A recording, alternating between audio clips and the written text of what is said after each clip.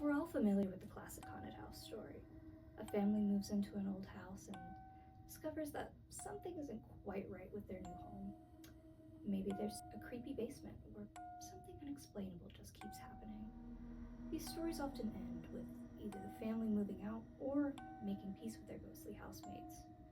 However, what would it look like if that haunted house story ended in court instead? Gather close, dearest patrons. I've got some grim history to share with you.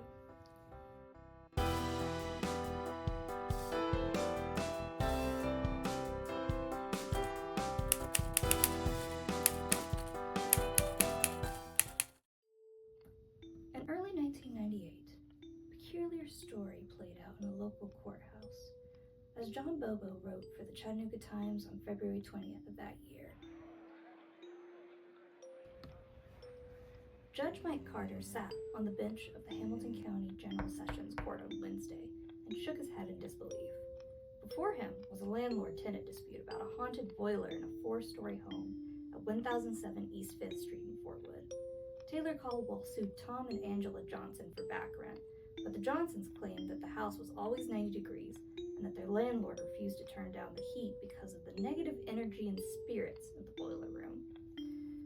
On the witness stand, landlord Taylor Caldwell said the claim was fiction, but he admitted that his wife, Brenda, a former chandler, had performed 2 blessings to put the house in good light. Tom Johnson, a longtime tenant, described the blessings as psychic fairies.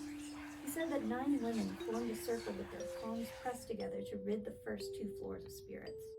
The second one, a few months later, was to get rid of demons who had moved to the top 2 floors, said Johnson. I'd lived in the house for 7 years and had no spirit problems.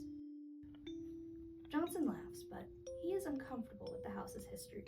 He believes a murder occurred in the house around the turn of the century.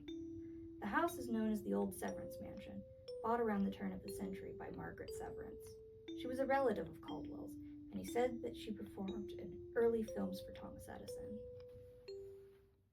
Now, no matter if you believe in ghosts or not, Taylor Caldwell and Tom Johnson have some interesting theories about what happened in this house. Did something happen in this house that could have caused the alleged hauntings? While I was unable to find definitive evidence of a murder happening in this house, there may be some other reasons why this house had more residents than the Johnsons living in there. Let's dig into the research.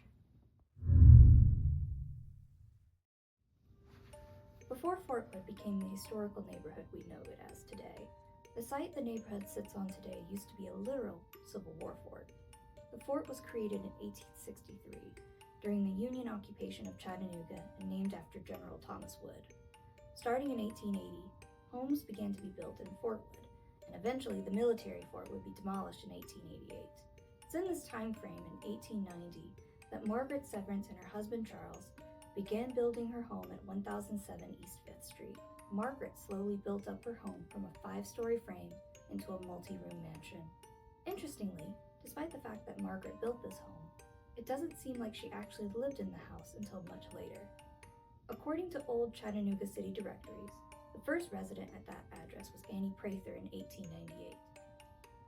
In the coming years, Margaret Severance would be listed down the street at 1107 East 5th Street, as 1007 East 5th Street would either not be listed in the directory or have another occupant listed.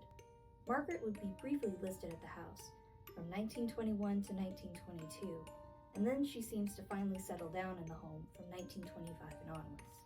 Since she had been working as an actress in those early years, I theorize that she may have been frequently away from Chattanooga for work, and was renting out the house or having friends and family live there in her absence.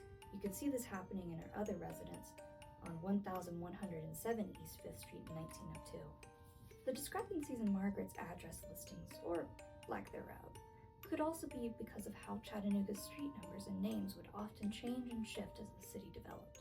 Regardless of what theory is correct, it seems like Margaret began renting out the floors in her home in 1930, and then from 1934 and on. As I previously mentioned, I was unable to find evidence of a murder happening on the property. The closest crime I was able to discover was an incident involving the theft of a bathtub in 1932. However, just because there wasn't a murder on the property, that doesn't mean there weren't any deaths. According to obituaries and death records found on Ancestry, at least 4 people died on the property, including including Margaret herself, after she began renting out rooms in the house. The first was John P. Mulligan, who died of a heart attack in 1941.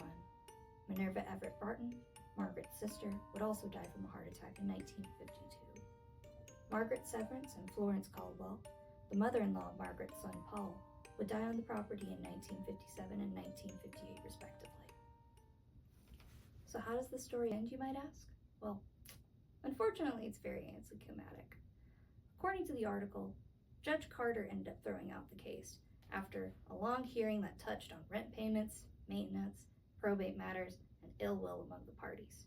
While I don't believe that something nefarious happened at that address, the research shows that what did happen at that house was a lot of life. Many people, including Margaret Severance herself, called 1007 East 5th Street home. Now, did some of those residents decide to extend their lease after their deaths? Well, dearest patrons, I'll let you decide.